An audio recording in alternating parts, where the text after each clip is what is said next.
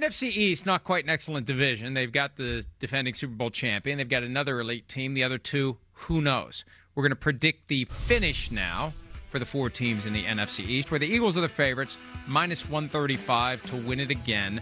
Commanders second.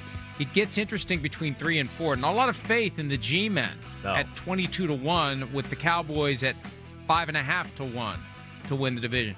Should we start at the bottom or start at the top and work our way down? Well, you're picking the Eagles, right? I mean, damn. I'm picking the Eagles. It's going to be hard for me not to pick the Eagles to go to the Super Bowl. So it's just, the cat's out of the bag there, right? So we know the Eagles are one. The Eagles are the best built team in football.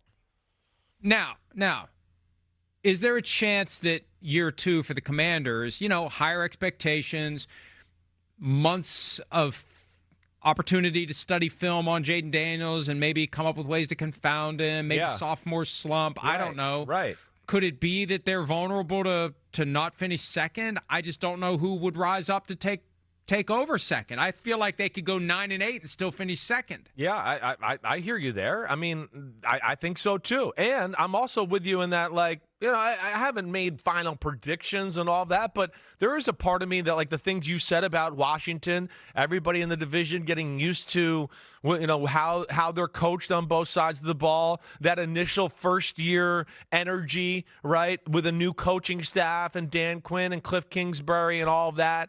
I will sit here and tell you, I mean, I think they had a little bit of a shamrock up their ass last year anyways, right? Whether it's, beating the Giants. Against the Bears. Right, the Bears. Malik Neighbors catches the ball on the sidelines, one of the easiest catches of the year, week 2. The Giants are going to win the game, right? They get the Bengals when they can't do anything early on in the year. Right? They had a lot of things, I feel like, fall their way. I believe Deshaun Watson, did he get hurt in the game they played against the Cleveland Browns? It might have been. I feel like it might have been that wouldn't game. Have mattered. Right. No, it wouldn't have mattered, right? So they had some things that were favorable to them. I could see a little bit of a letdown, but I'm still going to pick them second right now. I am going to pick them second, right? I mean, I look at Jaden Daniels and think he's special. We know they've improved their wide receiver core. Cliff Kingsbury does seem to run the ball and has found some new tricks on the offensive side of the ball that I found pretty awesome last year.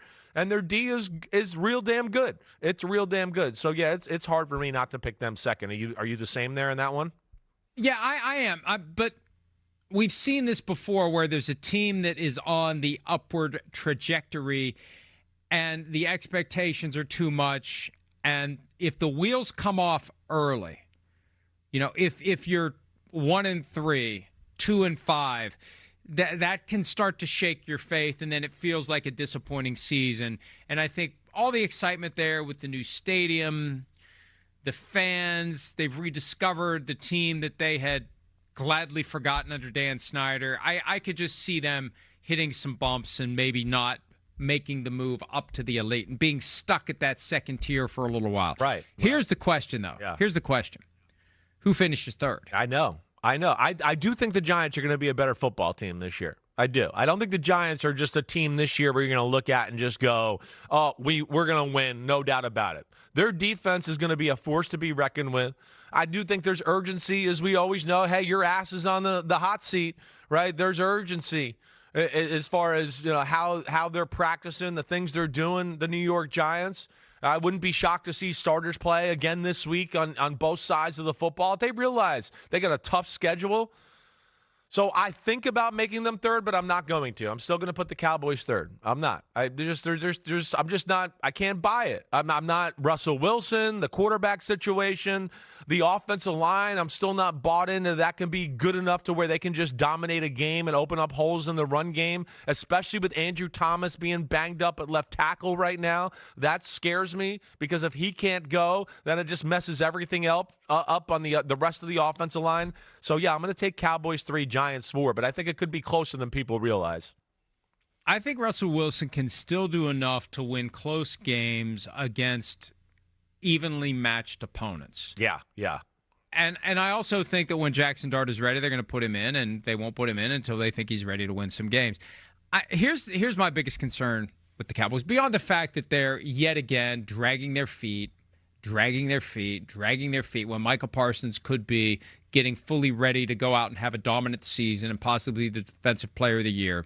Beyond that, and all due respect to the names I'm about to mention, but Javonte Williams, Miles Sanders, Jaden Blue. That's a problem. When have the Cowboys ever been good and they didn't have a running back that made you say, wow? Is there a time where they've been great and they had a running back that we were like, yeah, he's okay? No, you're right. I look at these guys and it's like, yeah, they're okay. Where's the starter? Yeah. Where's the starter? Right. Where's the starter? Right. That's my concern. I think that's fair, right? And then that puts the onus back on the guy that's making $60 million a year that we have seen that doesn't play like he's the top of football at $60 million a year. He's got 2 receivers that are big time on the outside. He got a pretty good tight end. Their O-line, even though we had the injury to Tyler Guyton, at least we know he's going to be back early in the year. I mean, it seems like it would be set up, for a good runner and a dominant running game with the guys they got on that offensive line. But, it's a huge question mark. Huge question mark. Defense has got talent, and I do think with Eberflus back there, that's going to be a welcomed addition to the defensive side of the ball and what they can do there. So I'm pumped about that. I do think their defensive line can be a real problem, but it's the distractions. It's, yes, the onus is on Dak Prescott. It's some other guys, Trayvon Diggs and Deron Bland, who are coming off injuries from last year and stuff of that. So, they're a little bit unknown there. There is talent, but it just seems like there's a lot of other crap going on in Dallas, too, to where I'm making them 3. I just don't like the vibe. And look, Brian Schottenheimer seems like a great guy, but there's a reason that his ship had not come in as a head coach. And he was just the guy who was in the right place to have continuity in the offense, and Kellen Moore would have been more expensive because other teams wanted him. So it was just the obvious cheap choice for Jerry Jones to make him the head coach of the team, and then he talks himself into it.